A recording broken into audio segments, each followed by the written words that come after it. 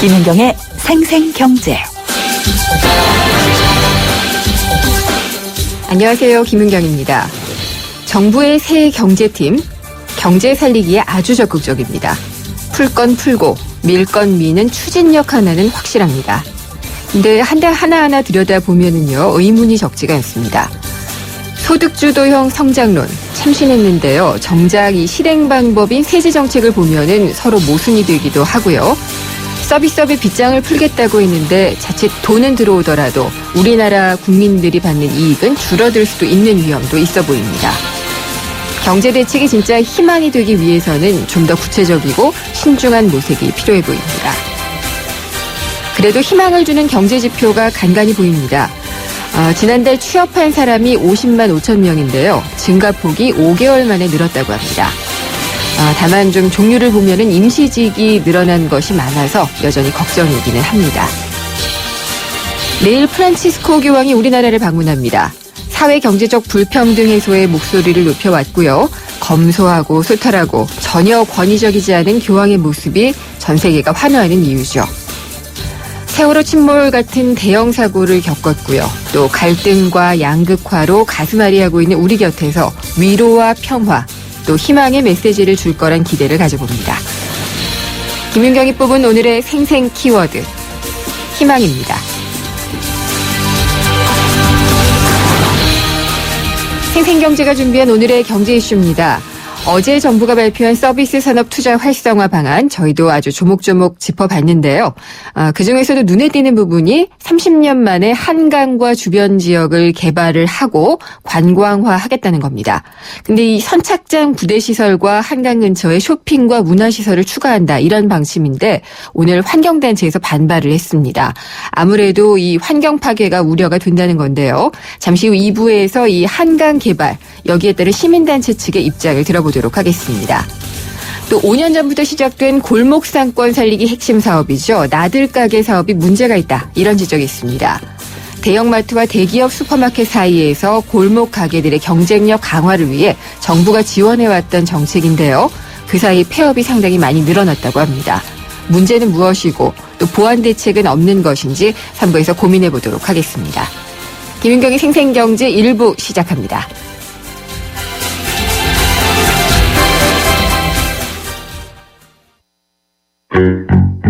엄마 아빠 동생도 사무실도 학교도 호! 많을수록 착한 마음 전해져요. 모두와 함께 나눌 땐 비타오백이지. 카페인은 한 방울도 없잖아. 착한 드링크 비타오백.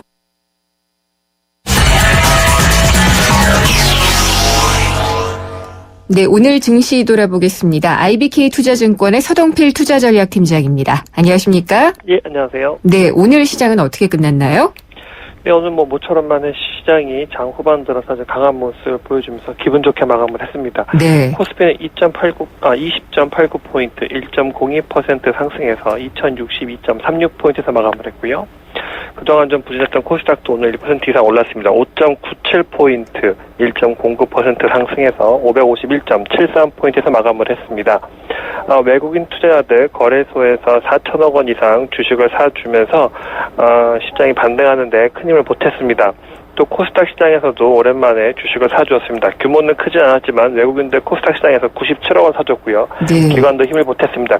138억 원 주식을 사주면서 코스피와 코스닥 모두 1% 이상 상승하는 좋은 모습을 보였습니다. 근데 오랜만에 이렇게 동반 상승하고 하니까 기분은 좋은데요. 이게 지속 가능성이 있는 건지, 체력이 어느 정도인지가 궁금하네요. 두 시장 모두 계속해서 연속적인 상승을 가져갈 거냐, 여기는 좀 물음표가 있지만, 네. 거래소, 코스피만 놓고 보게 되면은, 나름대로 좀 의미 있는 반등이었다, 이렇게 보여지는데요. 네. 오늘 시장의 대표주라고 하는 삼성전자 같은 경우에는 시장, 오히려 좀 약보합으로 마감을 했습니다. 0.16% 하락했고요. 이런 가운데 시장이 올랐다는 것은 그 외에 대부분의 업종, 대부분의 종목이 다 올랐다는 것을 말하는데요. 오늘 같은 경우에는 이 필수 소비재, 음식료, 그리고 유통 서비스, 대부분의 그 내수 관련된 우리가 흔히 이야기하는 옐로우 칩이다라는 종목들이 대부분 다 아주 강한 흐름을 보여주었기 때문에 삼성전자가 아니어도 매기가 확산돼서 시장이 오를 수 있다라는 좀 좋은 모습을 보여주었기 때문에 네. 시장 전반에 거쳐서는 조금 더 좋은 분위기가 이어질 수 있지 않은가라고 볼 수 있겠습니다. 뭐 혹시 내일 있을 금융통화위원회 여기에 대한 기대감 뭐 이런 것도 있을까요? 뭐 일정 수준 반영되고 있다라고 볼 수 있겠습니다. 사실 장 초반엔 좀 시장의 흐름이 지지부진했는데요. 네. 점심 시간 이후에 장 마감을 한두 시간 정도 남겨놓은 이후에 좀 강하게 올랐는데요. 어떻게 보면 내일 있을 금융통화위원회에서 금리를 낮추지 않겠는가라는 기대감이 좀 많이 배어있는 것 같고요. 또 아울러서 내일이 옵션 만기일입니다만 매몰 부담도 크게 없는 것으로 지금 나타나고 있기 때문에 아주 큰 이벤트가 두 개 기다리고 있지만 뭐 주식을 사고 광복절 연휴를 맞는다고 해도 큰 부담이 없는 것이 아니냐 이런 기대감이 좀 우세했던 것 같습니다. 네. 어제 뭐 또 서비스업 활성화 방안 이런 것도 발표가 되는데 그런 영향을 받았던 종목들도 있었나요? 뭐 서비스업 활성화 방안 얼마만큼의 실효성에 대해서는 뭐 논하기 쉽지는 않지만 기본적으로 말씀드렸던 것처럼 오늘은 뭐 유통업, 그다음에 음식료, 그리고 뭐 그 외에 서비스업을 할 수 있는 뭐 카지노, 레저, 관광, 뭐 또 나아가서는 엔터테인먼트, 우리가 흔히 이야기하는 서비스업의 대표적인 종목들이라고 하는 이 기업들은 대부분 다 주가가 올랐습니다. 오늘 네. 뭐 4, 5% 정도는 기본적으로 올랐기 때문에 아무래도 이런 기대감은 좀 반영되었다라고 볼 수 있겠습니다. 사실 뭐 반대급부로 보면 삼성전자나 또 화학주들 좀 상당히 상대적으로 부진했기 때문에 좀 무거운 주식보다는 이 정부 정책이 서비스 활성화에 맞춰졌다고 하면 이제는 또 무거운 주식보다는 좀 가벼운 주식 쪽으로 옮겨가기에 적절한 타이밍이다라는 또 어떻게 보면 시의성도 함께 반영된 것이 아닌가라고 네. 볼 수 있겠습니다. 네, 이제 코스닥 시장 같은 경우에는 이 상승 지속성에 대해서 약간 좀 의문을 표하셨잖아요. 뭐 그동안의 게임주들 같은 경우 상당히 좀 많이 올랐었고 조정도 받고 그랬었는데 앞으로는 어떨까요? 글쎄 아무래도 이 종목들은 늘 이 기대와 실망이 번갈아가면서 나타나는데요. 네. 실적이 지난주까지는 일부 게임 업종도 실적이 좋았기 때문에 실적을 가지고 올라갔지만 또 일각에서는 그럼에도 불구하고 비싸다. 이 밸류에이션이라는 것이 비싸다. 우리가 이 주당 순이익 PR을 뭐 20, 30배씩 주고 살 만큼의 매력적이냐.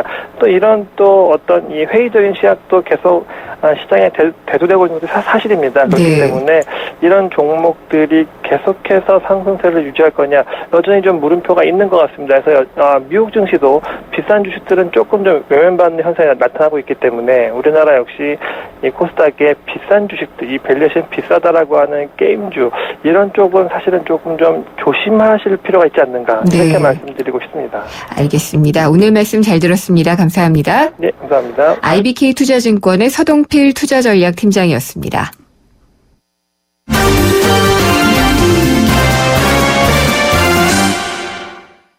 오늘의 주요 경제 뉴스 정리해 보겠습니다. 한국일보 이성철 부국장입니다. 안녕하십니까? 안녕하세요. 오늘 전 세계 수학자들이 모여서 여는 대회가 열렸죠? 네, 수학계의 올림픽으로 불리는 세계 수학자 대회가 네. 우리나라에서 개최가 됐습니다. 오늘 코엑스에서 개막이 됐는데요. 이게 사실은 좀 수학계의 수학자 대회니까 이게 좀 생소하고 그냥 수학 머리 좋은 사람들만 모여서 하는 잔치 네. 정도 생각하는데 사실은 굉장히 큰 행사라 그럽니다. 예. 1897년에 시작이 되고 117년의 전통을 가지고 있고요.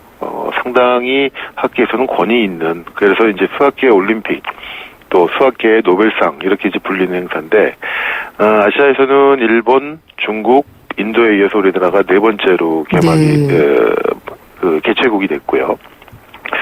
무려 120개국 또 5천여 명이 이번에 참석을 했다고 합니다. 박근혜 대통령이 직접 참석을 해서 이제 개막식 축사도 했고요. 이번 행사의 주제는 나눔으로 희망이 되는 축제, 후발국의 꿈과 희망을, 그러니까 수학을 통해서 네. 전 세계의 불평등 문제, 개도국과 선진국 간의 불균형 문제 이런 것들을 한번은 시정해보겠다, 이런 취지로 이제 올해 추진되는데 가장 사실 관심을 끌었던 거는 이 필즈상이라는 겁니다. 네. 그러니까 여기서 이제 매년 그 수학자 어떻게 보면 뭐랄까요? 수학자 대상 이런 걸 이제 수상을 노벨상 하는데 같은 거죠? 그렇습니다. 예. 수학계의 노벨상이라고 불리는데 오늘 4명이 선정이 됐는데요. 가장 관심을 끄는 거는 마리암 미르자카니. 예, 이름이 어렵네요. 마리암 분이죠? 미르자카니. 예. 미국 스탠포드대 교수고 아마 그 계통은 저 아랍계인 예. 것 같은데 사상 처음으로 여성 필즈상 수상자가 됐습니다. 네, 반갑더라고요. 유리천장이 하나 또 깨졌구나. 예. 예. 이게 그러니까 모르겠습니다. 그 이제 통념상 뭐 수학은 남자들이 강하고 뭐 좀 감성은 여성들이 강하다 뭐 이런 뭐 속성 때문인지 아니면 뭐 저야말로 뭐 편견이 있었던 건지는 모르겠지만 117년 전통에서 한 번도 여성 수상자가 나오지가 않았습니다. 네. 처음으로 이번에 나왔다는 점에서 상당히 의미가 있는 것 같고요. 그래서 이 오늘 대회를 하다 보면은 이 대회 뭐랄까요? 대회 그 회장이라고 그럴까요? 회장도 여성분, 또 우리나라 대통령이 직접 수상을 했거든요. 네. 시상을 했는데 박근혜 대통령, 수상자도 여성. 그래서 3명이 모두가 여성이 되는 아주 그 기현상이 빚어졌는데 이 필즈상의 의미가 있는 거는 앞으로의 전망을 본다고 합니다. 주로 노벨상 네. 같은 경우는 지금까지 이뤄낸 실적, 성과. 지금까지 이뤄낸 예. 업적을 가지고 평가를 하지 않습니까? 근데 이 필즈상 같은 경우는 그 미래 가능성, 이 사람이 얼마나 더 이 분야에 더 많은 업적을 남길 수 있는가, 그렇군요. 그거를 가지고 평가를 한다고 그래요. 그래서 한간에는 이제 노벨상 같은 경우는 일단 상을 받으면은 네. 또 워낙 원로급이고 상을 받으면은 어디 가서 그냥 강연만 하지 더 이상 연구에는 천착하지 않는다 그런 지적도 있었는데 필즈상 같은 경우는 오히려 상을 받은 다음에 더 많은 성과를 낸다는 그래서 상당히 더 의미가 있다. 네. 이런 평가도 있는데 뭐 머지않아 우리나라에서도 수상자가 나올 것이다 이런 관측도 나오고 있습니다. 나와야겠죠. 그리고, 왜냐하면 이게 예. 올해 기조연설을 맡은 그 카이스트 황준묵 교수라고 있는데요. 네.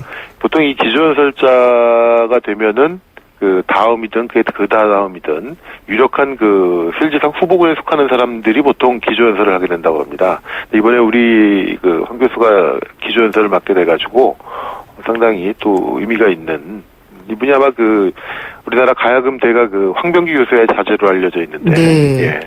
상당히 또 앞으로 그 주목이 되는 분이라고 합니다. 그렇군요. 저는 또 관심이 있는 게 이 그 수학자 출신으로 헤지펀드 운용에서 네. 거부가 되신 분 있잖아요. 예, 그렇죠. 2002년 수상자인가 네. 그렇죠. 아마 오늘 기자회견도 한 것 같은데. 네, 제임스 사이먼스. 네. 이분 기사는 많이 썼는데 한 번도 그 얘기를 직접 들어본 적은 없어서 네. 예, 오늘 또 어떤 연설이나 뭐 좋은 얘기를 할지 예. 한번 좀 들어보고 싶더라고요.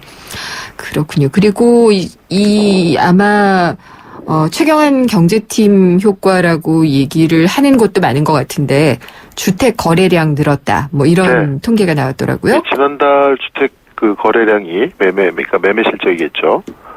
전년 동월 대비 무려 94%나 증가를 했다고 합니다. 네. 국토교통부에 따르면 지난달 전국의 주택 매매량이 76,850건. 그래서 작년 7월에 비해서 무려 94%나 늘었고 전달 6월과 비교해서도 5.1%가 늘었다고 합니다. 사실 그동안 정부가 여러 가지 형태의 부동산 경기 부양 대책을 내놓았고 특히 이제 최경환 부총리 취임 이후에는 LTV DTI 완화 물론 7월 실적은 LTV나 DTI 완화가 실질적으로 완화된 그런 그 영향을 받지는 않았습니다. 다만 앞으로 부동산이 풀릴 것 같다라는 그런 어떤 심리적인 기대 효과가 네. 반영이 되면서 주택 시장이 이게 뭐 지속적일지 일시적일지 모르겠습니다만 7월 실적만 보면 어떤 상당히 그 해빙이 되는 얼었던 시장이 녹는 그런 모습을 보이는 것 같습니다.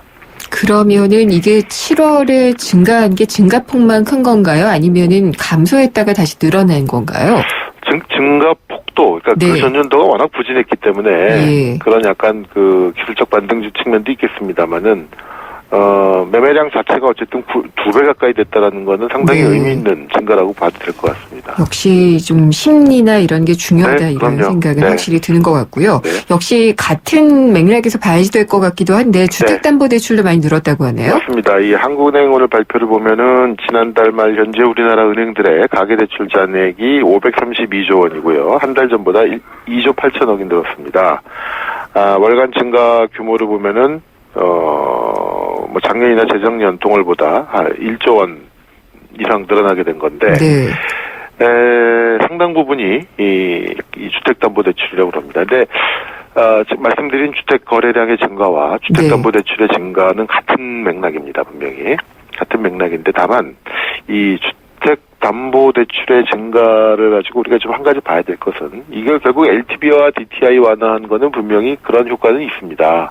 이것이 그 주택을 거래를 활성화시켜서 시장을 좀 녹이고 그럼으로써 전체 내수 경기를 띄우겠다는 측면이 있는데 근데 이 주택담보대출이 늘어나는 것 자체가 과연 이게 100% 그러면 주택거래 쪽으로만 가는 것이냐면 꼭 그런 건 아닙니다. 생활자금이나 뭐 이런 부분, 예. 상당 부분이 일반적인 가계 생활자금이라든가 혹은 퇴직자들의 어떤 창업자금이라든가 운영자금으로 쓰이기 때문에 이게 어떤 의미에서는 일정 부분은 주택 경기를 좀 회복시키는데 도움이 되겠지만 자칫 잘못하면은 이것은 어떻게 보면 가계부채의 증가 그걸로만 귀결이 되는 그런 측면도 있을 수 있기 때문에 사실은 늘어났다라는 것보다도 이 어떤 용도로 또 어떤 연령층 어떤 소득계층에서 늘어났냐를 좀 정확하게 이건 분석을 해볼 필요가 있다고 생각이 듭니다. 그렇겠네요. 네. 예. 그리고 미국의 도박으로 유명한 도시, 애틀랜틱 시티 같은 경우에도 지금 뭐 거의 몰락하고 있다 이런 얘기가 나오네요. 미국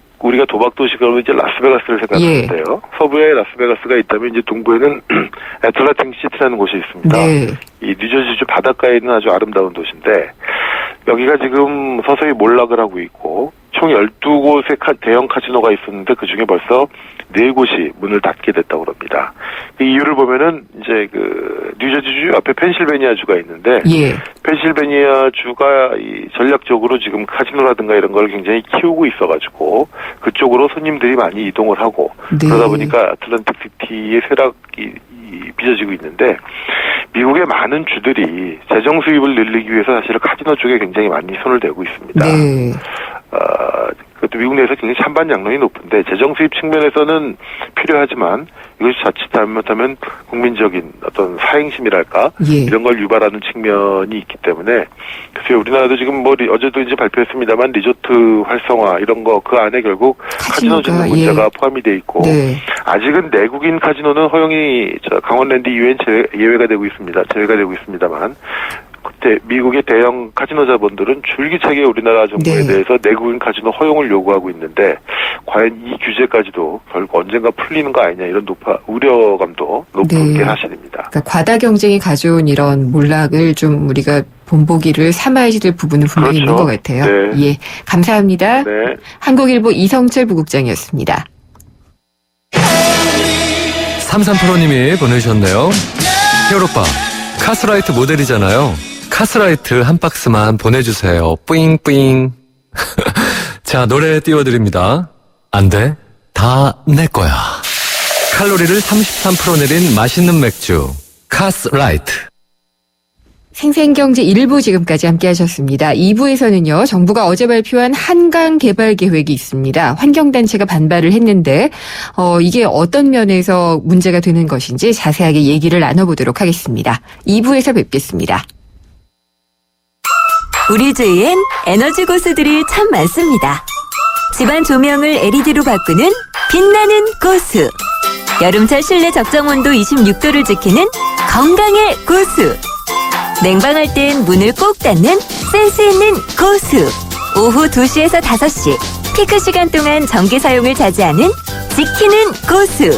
가정에서 사무실, 상점, 사업장까지 에너지 고수가 많은 대한민국이 진짜 에너지 강국입니다. 당신은 어떤 고수인가요? 이 캠페인은 산업통상자원부와 한국석유공사, 에너지관리공단이 함께합니다.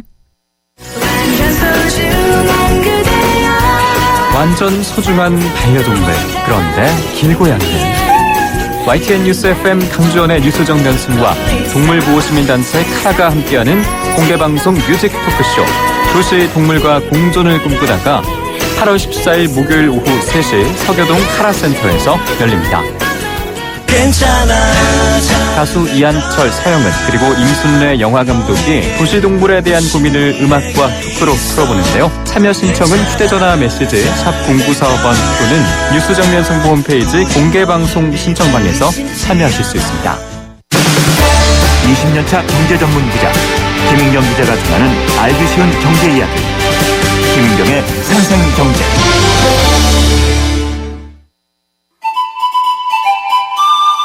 어머머, 진짜 경제는 장바구니 안에 있지.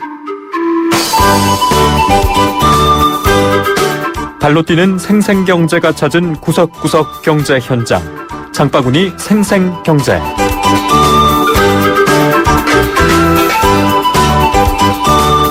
저 옷을 탄산수 많이 팔린다는데 어떤 장점이 있는지 궁금하거든요. 네, 탄산수는 많은 장점이 있는데요. 요즘은 워낙 소비자들이 건강을 추구하는 웰빙 시대라서 음료수 대신 탄산수로 많이 드시는데 특히 요즘에 여름이다 보니 다이어트 신경 쓰시는 분 많잖아요. 그래서 식전에 마시는 탄산수는 다이어트와 식이 조절이 돼서 많이 드시고 계세요. 종류도 늘고 있고 꾸준히 판매량이 늘고 있습니다. 그냥 깔끔해서요. 소화도 잘 되고 깔끔하고 뒷맛도 시원하고. 혹시 웰빙이라서 그런 것 좀 영향이 그런 것도 있죠, 아무래도. 남들도 다 먹으니까. 청량감을 줘서 좋은 것 같아요. 톡 쏘는 맛이 맛있어서 먹고 또 사이다나 콜라 같은 탄산음료를 좋아하다 보니까 탄산수도 자주 즐겨 먹는 것 같아요. 우리 생활 속 경제 현장 살펴보는 시간이죠. 장바구니 생생경제. 오늘은 박화영 리포터가 탄산수 판매 현장에 다녀왔습니다. 다들 턱 쏘는 맛이 시원해서 좋다, 소화도 잘 되는 것 같다 이렇게 말씀을 하시네요. 탄산수 요즘 많이 유행을 하던데 집에서 직접 제조할 수 있는 기계도 나와 있고 확실히 유행은 유행인 것 같은데 진짜 다이어트나 이런 데 도움이 되는 건지도 궁금하네요. 세상의 베이스가 되다 포스코 협찬으로 김윤경의 생생경제 2부 시작하겠습니다. 생생경제에 직접 참여하실 수 있습니다. YTN 라디오 앱 예스를 통해서 들어오셔도 되고요. 짧은 문자는 50원, 긴 문자는 100원이 부과되는 휴대전화 우물정의 0945번, 트위터는 YTN_이코노미고요. 웹사이트로 들어오셔도 됩니다. 여러분의 많은 의견 기다리겠습니다. 잘생겼다 우리 모두 잘생겼다 잘생긴데 무슨 이유 필요한가요 기죽지만 힘을 내봐 그대로도 잘생겼어 챙겨줘서 고마워요 잘생겼다 강대혁 ATA SK텔레콤 젠틀 스파클링을 만나본 적 있는가? 밀어붙이지 않고 부드럽게, 긴장하지 않고 여유롭게, 밋밋하지 않고 상쾌하게. 이것이 바로 부드러운 거품, 깔끔한 상쾌함. 영국의 젠틀 스파클링 브랜드 슈엡스. 네, 정부가 어제 열린 무역투자진흥회의에서요, 한강 개발 계획을 발표를 했습니다. 정확하게는 한강과 그 주변 지역의 관광 자원화 종합 계획입니다. 네, 한강 30년 만에 이제 개발을 다시 한다고 하는데, 유람선 사업을 독점이었던 것을 조금 늘리고요. 그 다음에 쇼핑이나 문화시설 같은 것들을 조성하겠다는 것이 핵심 내용입니다. 근데 이 소식 듣고, 뭘 또 공사하냐. 그리고 세빛둥둥섬에 대한 어떤 기억도 좋지 않은 게 있는데 이런 것들 떠올리신 분들도 적지 않았을 것 같습니다. 그래서 과연 실효성이 있는지 궁금한데요. 배보람 녹색연합 정책팀장과 함께 얘기 나눠보도록 하겠습니다. 팀장님 안녕하십니까? 네, 안녕하세요. 네, 정부는 어제 이제 발표를 하면서 한강을 프랑스의 센강이나 영국의 템스강 같은 관광 자원으로 개발하겠다 이렇게 야심차게 얘기를 하더라고요.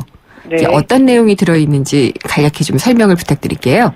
네, 얘기하신 대로 어제 정부가 관광 서비스 분야 투자 활성화 대책을 발표하면서 그 내용의 하나로 한강 및 주변 지역 관광 자원화 마스터 플랜을 수립하겠다는 계획을 발표를 했습니다. 간단하게 얘기하면 한강과 주변 지역을 활용해서 놀고 즐기고 먹고 하는 복합적인 휴양 제공을 관계부처와 서울시가 같이 만들겠다는 내용인데요. 좀 구체적인 내용들을 보면 한강 둔치, 주변 지역 등을 구역으로 설정하고 각 구역에 맞는 시설과 환경을 조성하겠다고 합니다. 소형 선박 유람선 관광도 활성화시키고, 그다음에 또 장거리 유람선, 그다음에 유선장 부대 시설에 기존의 식당이나 커피숍, 편의점에 한정되어 있던 시설들을 쇼핑 문화 시설로 확대하겠다라는 내용들을 발표했습니다. 네, 그러면은 그동안에 이제 30년 만에 개발이다 이렇게 얘기를 하잖아요. 네. 그렇게 되면은 30년 정도는 좀 묶여 있었다는 얘기로 해석이 가능한데, 네. 이게 개발이 좀 보호됐다고 얘기를 해야 될까요? 그랬던 이유가 뭘까요? 우선은 저희는 이제 정부가 30년 만에 한강 개발을 한다라고 얘기하는 것 자체가 사실 조금 적절하지 않다고 생각하는데요. 네. 예. 왜냐하면 잘 알고 계시듯이 이명박 전 대통령이 서울시장이었을 때부터 뭐 한강에 오페라 하우스를 건설하겠다. 네. 이런 계획들이 발표되었습니다. 한강 르네상스 계획 이런 것도 있었고요. 그렇죠. 네. 그거는 오세훈 시장 때 네. 한강 르네상스 사업을 시작을 했었죠. 뭐 잘 아시는 것처럼 한강의 대표적인 난개발 사례 예산 낭비 사업 하면 이제 세빛둥둥섬을 떠올리지 않습니까? 그 사업도 사실은 오세훈 시장 때부터 진행이 됐었던 거죠. 네. 사실은 한강 이용과 그다음에 개발에 대한 계획들은 끊임없이 발표가 됐습니다. 다만 파주 김포 쪽은 군사 지역이었기 때문에 보호받고 있었던 거고, 그래서 한강이 지금까지 뭐 관광 사업이나 개발 사업이 없었다라고 얘기하는 건 저희가 보기엔 조금 아니다라고 하는 것들이 있고요. 네. 도리어 이번에 발표된 내용들은 그동안 좀 독점으로 유람선이 운영되고 했던 부분을 경쟁적으로 좀 더 풀고, 그리고 한강의 바로 양안 지역들에 대한 개발 사업들을 조금 더 넣겠다라고 네. 하는 내용에서 뭐 오세훈 이명박 그 두 민선 시장을 거쳐오면서 계획했던 개발 사업들이 더욱더 확대되는 흐름으로 보는 것이 적절하겠다라는 판단입니다. 네, 그러니까 개발을 위한 어떤 규제 완화였다라고 보시는 거네요. 네, 한강 사업은 좀 네. 저희가 보기에는 개발 사업, 개발 중심의 발표다라고 지금 저희는 보고 있습니다. 네. 근데 이 유람선 사업 같은 경우에 30년 동안 독점이었다고 들었어요. 네, 맞습니다. 예. 그걸 경쟁 체제로 하겠다. 이렇게 되면은 이게 무슨 서비스 활성화를 해서 우리나라가 경제적 효과를 얻는데 도움이 많이 되는 건가요? 우선은 조금 한강을 좀 어떻게 봐야 하는지가 먼저 좀 전제가 되어야 될 것 네. 같습니다. 그러니까 사실은 저희가 한강 개발에 대해서 우려하고 있는 가장 큰 지점은 한강은 사실은 식수원하고 다른 말이 아닙니다. 네. 근데 이제 사실은 유람선 관광만 이제 유람선이 배가 여러 척이 떠서 관광을 위해서 이제 왔다 갔다 하는 정도가 아니라 지금 발표된 걸 보면요. 뭐 얘기하신 것처럼 쇼핑몰이라던가 유선 지역, 그러니까 그 유람선만이 아니라 유람선 이제 정박하고 이런 지역 주변 지역을 쇼핑몰이나 레스토랑이나 이런 것들 더 확대해서 건설하겠다라는 계획들을 가지고 있습니다. 네. 이런 부분들이 사업이 가능하게 되면 사실은 저희가 얘기하는 그 한강 양안 지역에 대한 실질적 개발 사업이 가능하다고 보고 있는데요. 예. 사실 한강에 있어서 가장 중요한 건 아까 얘기 드렸던 것처럼 식수원이기 때문에 오염원 관리와 이런 부분들에 대한 관리가 더 돼야 되고, 사실 지금 당장 필요한 것은 관광 활성화하기보다는 얼마나 한강을 자연 생태적으로 보호하고 보건할 것인가에 대해 초점을 맞춰야 된다고 생각합니다. 네. 저희가 이제 특히 4대강 사업들을 기억하듯이 친수구역 개발 사업들이 하천 오염에 얼마나 많은 영향들을 주고 그것들이 실질적으로 생태계의 재앙이나 아니면은 주변에 살고 있는 주민들에게 어떤 피해를 주는지 생각해 봤을 때 한강 개발 사업은 단순하게 이렇게 가면 된다라고 빗장을 열 것이 아니라 한강의 생태계 복원에 대한 부분들을 같이 고려해서 논의가 돼야 될 것 같습니다. 네, 근데 어제 얘기를 하기로 살짝 그 생태에 대한 이야기도 했던 것 같아요. 그래서 관광 명소를 활성화를 하는 한편 생태 복원에도 뭐 힘쓰겠다. 그래서 원시림 수준의 자연성을 회복하겠다. 제가 뭐 이런 말을 얼핏 봤던 것 같아요. 네네. 근데 이게 양립할 수 있는 건가요? 사실은 이게 좀 저희가 보기에는 사실은 그 하천 주변 수변 지역 개발 사업과 생태 관광, 그러면서 이제 생태계 복원 이런 얘기들을 사실 저희가 지난 정권을 지나면서 사실 많이 들었던 얘기입니다. 실제로 서울시 같은 경우는 이번에 민선 5기, 6기가 들어서면서 그동안 조금 접근성을 강화한 한강 사업의 개발 사업 중심을 장기적으로 복원하는 계획들을 가지고 있었던 것이 맞습니다. 네. 그렇지만 이번에 발표한 내용들 보면 쇼핑몰 건립이라든지 유선장 개발 등은 사실은 생태 복원과 양립하기 조금 저희는 보기 어렵다고 보는데요. 생태 복원이라는 개념 자체가 사실 단순하게 물만을 관리하는 게 아니라 강 생태계에 있어서는 수변 지역의 복원과 자연 생태계성을 회복하는 것이 같이 나와야 합니다. 네. 예, 단순하게 강 바로 옆에 시멘트를 바르는 형태로 하천이 직강화된 형태로는 생태복원이라고 저희는 보기 어렵다라는 거죠. 그것은 양립하기 저희는 좀 어렵다고 보고 있습니다. 그러면 이제 생태복원이라는 어떤 그 말만 했을 뿐이지 실제적으로는 환경에는 좀 반대되는, 친환경에는 반대되는 그런 행보를 보일 것이다라고 우려하고 계신 거죠? 네, 맞습니다. 네. 그리고 이제 세빛동둥섬 얘기도 하셨는데 이게 재정이 뭐 다 재정만 들어간 건 아니라 이제 민자 유치도 했었다. 뭐 이런 얘기도 있지만은 어쨌든 서울시가 투자를 해서 세웠던 이런 곳도 잘 안 됐는데 한강에다가 무슨 쇼핑몰이나 문화시설 이런 거 해도 잘 되겠느냐 이런 우려도 있는 것 같아요. 예, 맞습니다. 그 예산 하천의 강 개발 사업에 돈을 많이 들여서 그것들이 이제 제대로 빛을 발하고 있지 못하는 사업들은 사실 저희가 너무 셀 수 없이 많습니다. 4대강 사업 같은 경우도 22조의 예산을 투입했는데 수공이 지금 내고 있는 연 이자만 3,200억이고요. 네. 그다음에 저희 잘 알고 있는 경인운하 사업 같은 경우도 2조 2,500억 원의 예산을 투입해서 진행했지만 사실은 개장하고 난 다음에 단 한 척의 배만 운영하고 있는 실태죠. 사실은 이렇게 장밋빛 청사진을 내면서 한강의 르네상스 사업을 시대를 열겠다. 강 개발을 통해서 물류와 교통과 관광의 요지를 만들겠다라는 사업 계획들은 늘 발표가 되었지만 실제로 까봤을 때 경인운하나 4대강 사업이 수익을 창출하고 제대로 운영되고 있다는 얘기를 지난 몇 년간 저희는 들어본 적이 없습니다. 네. 한강의 사업 계획도 이번에 발표된 관광 사업 또 4대강 사업이나 경인운하와 같은 다른 형태의 난개발 사업이 될 가능성이 매우 높고 그 과정에서 예산 낭비가 이루어질 가능성이 매우 높다고 저희는 보고 있습니다. 세빛둥둥섬 같은 경우에 한 1,400억 원 정도 공사비가 들었던 것으로 기억을 하는데요. 이게 경제적으로 좀 어떻게 플러스 효과를 내고 있나요? 세빛둥둥섬 같은 경우는 이번에도 대책이 나왔죠. 거기를 이제 이를테면 뭐 전시관이라든지 다른 형태로 개방할 수 있게끔 세빛둥둥섬을 관리하겠다고 국제 회의 같은 것도 열겠다고 예, 하고 맞습니다. 만약에 수익이 얻어졌다면 굳이 대책이 필요하지 않겠죠. 그것들이 네. 관리가 제대로 됐고 충분하게 시민들이나 원활하게 경제적 효과를 창출하면서 운영이 됐다면 이런 식의 계획이 다시 한번 나올 이유는 저는 없다고 보고 있습니다. 그리고 팀장님 같은 경우에는 이제 남산 케이블카 설치 얘기가 또 나왔잖아요. 예, 설악산에도 맞습니다. 한다고 하고 이 부분은 어떻게 보시나요? 그러니까 우선은 도심 지역의 케이블카의 문제와 국립공원의 케이블카의 문제는 조금 분리해서 봐야 될 필요성은 있다고 생각합니다. 우선은 네. 도심 지역에서의 어떤 시민들이 이용에 대한 부분들에 대해서 요구하는 것과 국립공원, 그러니까 자연보전 지역에서의 국립공원 지역의 케이블카를 건설하는 부분은 조금 다를 텐데요. 이번에 정부가 발표한 케이블카의 문제는 뭐 남산 사업도 타당성이나 뭐 경제성 효과를 분석해야 되는 것도 분명히 맞지만 국립공원 케이블카 건설을 명시했다는 것 자체가 매우 문제입니다. 국립공원위원회가 실제로 설악산 케이블카 같은 경우 2008년과 2012년 두 차례에 걸쳐서 사업이 타당하지 않다라고 해서 이제 부결 결정을 내렸는데 네. 이번에 정부가 발표한 내용을 보면 2015년도에 착공을 한다라고 찍었거든요. 사실 이런 부분들은 그간 사회적으로 케이블카를 둘러싼 논란을 겪으면서 합의했던 부분들을 정부가 다시 뒤집은 거나 다름없기 때문에 대표적인 난개발을 불러올 그것도 생태계 민감 지역에서 네. 난개발이 불러올 가능성이 높다고 보고 있습니다. 근데 팀장님 이 개발이라는 게요. 항상 이 환경 보호와는 좀 거리가 있을 수밖에 없는 건데 그래도 네. 환경을 보호하면서 개발하고 또 그걸 통해서 우리가 돈도 번다면 사실 굉장히 좋은 계획이잖아요. 네. 그렇게 세울 수 있는 한강 개발 계획이 나올 수는 없을까요? 그러니까 우선은 한강을, 그러니까 식수원 지역을 개발의 대상지로 봐야 하느냐. 네. 이 논점부터 사실 좀 사회적으로 고민과 논의가 필요하다고 생각합니다.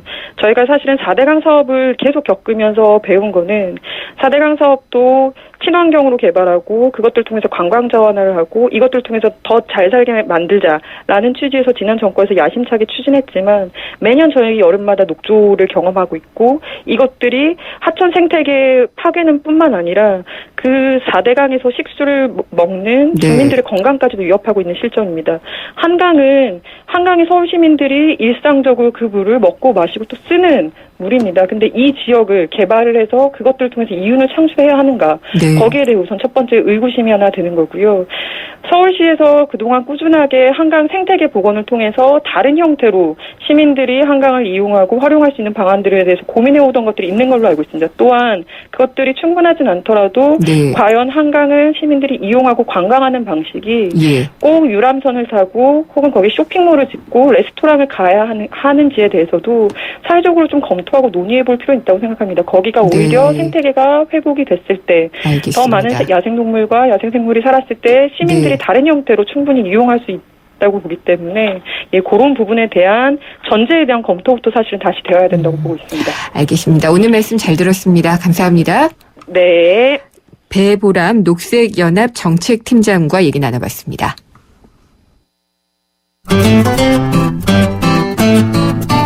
생생경제를 다양하게 만나는 방법.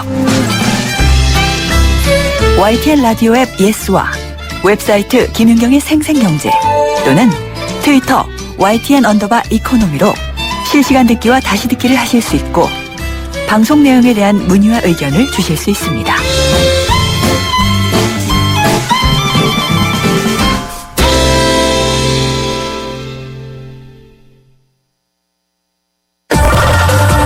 IT 경제 뉴스.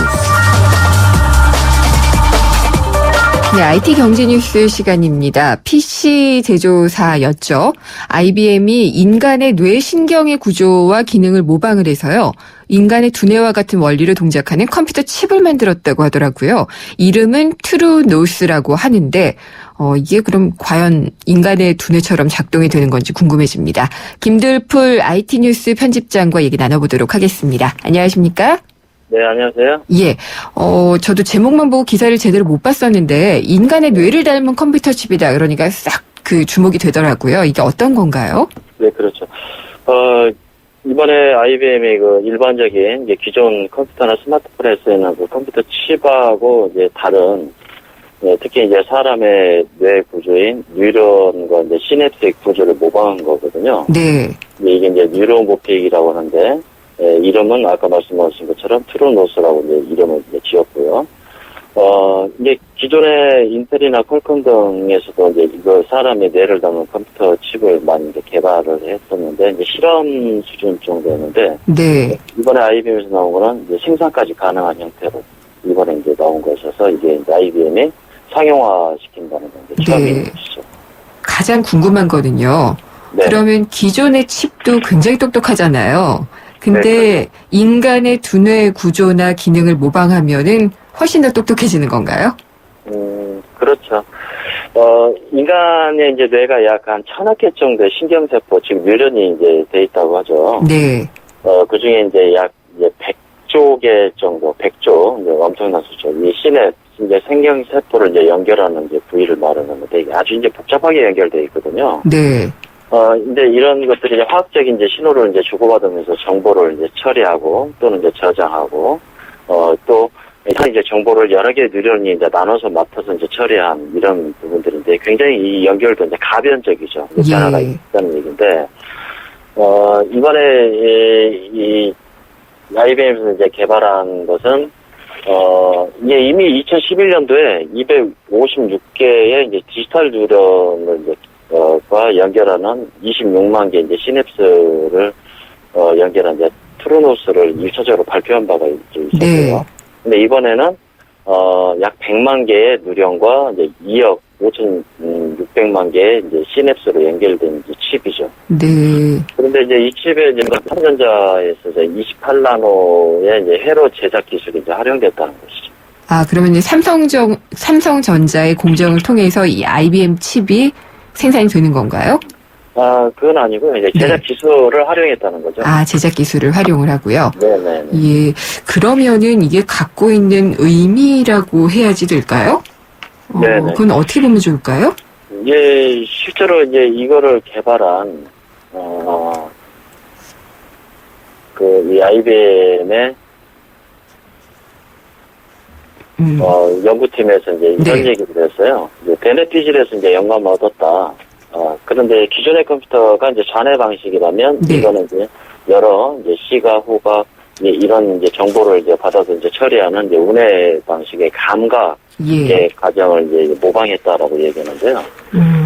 사실은 이제 이번에 나온 이 트루노스가 사람하고 자동차 등의 움직이는 물체들을 이제 실시간으로 식별해내는데 이제 성공했던 거거든요. 네. 실제로 이제, 한 400의 화소의 이제 화질로 초당 한 30프레임씩 움직이는 이제 동영상을 이제 처리하는데, 또 이제 재밌게도 이 전력량도 굉장히 적게, 63 밀리와트 정도밖에 이제 쓰질 않았거든요. 그렇군요. 근데 이제 최근에 이제 구글이 이제 일반 컴퓨터 칩을 사용해서 이제 동영상 속에서 이제 고양이와 사람의 얼굴을 이제 식별하는 거를 만들었을 때도 이제 16,000개 정도의 이제 그 칩을 사용했는데 약 100kW의 전력과 사용했던 거 보면 네. 대표적으로 볼 수 있죠. 그럼 전력 소모도 굉장히 적고, 그다음에 처리 능력도 굉장히 좋고, 이러면은 이게 상용화돼서 많이 쓰이게 되면은 우리가 할 수 있는 것들은 훨씬 더 많아지겠군요. 네, 그렇죠. 그래서 이번에 이 투르노스는 이제 이미지하고 소리 같은 이런 인식 데이터 분석에 굉장히 이제 큰 위력을 발휘할 것 같아요. 소리하고 안면 인식 뭐 이런 것들이요? 예. 네. 그래서 이제 얼굴을 인식한다든가 이런 것들인데 사실 이제 우표 크기만한 아주 작은 크기거든요. 예. 예, 실제로 이제 이게 이제 시냅스와 이제 뉴런, 통신 이런 것들이 한꺼번에 이제 융합된 건데, 예, 소위 이제 인지 컴퓨터에 대한 이제 발판을 이제 마련한 걸로 보여서. 그렇군요. 예. 예, 사물 인터넷이나 이런 거 이제 날개를 달아줄 정도로 굉장히 좀 큰 의미를 갖고 있다는 것이죠. 그러면은 이 IBM이 이걸 생산해서 뭐 어디에 넣겠다 이런 계획까지도 발표가 됐나요? 네, 지금 현재 이거를 이제 상용화 시킬 생산해서 제공할 이제 기업들을 지금 현재 찾고 있는 걸로 좀 알려져 있고요. 네. 이 이제 활용 면에서 좀 더 좀 말씀을 좀 드리면은 먼저 그 시각장애인용 이 안경. 예. 구글에서 했던 것처럼. 네. 안내를 해주는 거죠. 네네. 2D 인식을 하고. 또는 이제 헬스케어랄지, 헬스 모니터링, 그 다음에 운송 과정. 심지어 이제 공공에 대한 안전. 가령 뭐 산에다. 네.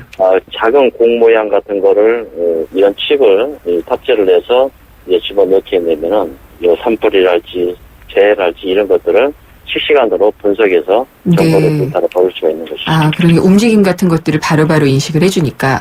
네네. 그런 게 가능할 수가 있겠네요. 그러니까 웨어러블, 뭐 사물 인터넷 이런 것과 다 연결이 되는 그런 부분으로 보면 되겠군요. 네. 네. 그러면은 이게 앞으로 발전되면은 뭐 어떤 분야까지 더 확장될 수 있을까요? 약 2050년경이 되면 실제로 이제 인공지능이 인간의 지능보다 훨씬 뛰어나게 될 것이라고 이제 미래학자들이 이제 예측을 하고 있는데요. 칩이 인간의 두뇌보다 머리가 좋다는 거죠? 예. 네. 현재 사실 인간의 뉴런이 밝혀진 게 약 이제 1,000억 개거든요. 1,000억 개.